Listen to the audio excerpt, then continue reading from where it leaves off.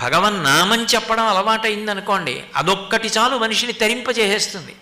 నోరు విప్పితే భగవన్నామం పలకడం అలవాటైనటువంటి వాళ్ళు కూడా మరణకాలంలో ఆ యమధర్మరాజు గారి యొక్క భటులు వచ్చినప్పుడు కపవాత పైత్యములు పెరిగిపోతే భయంకరమైన రూపాలతో ఆ యమభటులు నా ఎదురుగుండా కనపడుతుంటే నేను భగవన్నామం పలకలేనేమోనని ఇప్పుడు పలుకుతున్నాను వినవయ్యా అని చెప్పుకున్నారు. ధర్మపురి క్షేత్రంలో, తెలంగాణలో ఆ నరసింహస్వామి క్షేత్రంలో శేషప్ప అని ఒక గొప్ప కవి, ఆయన నరసింహ శతకం చేశాడు.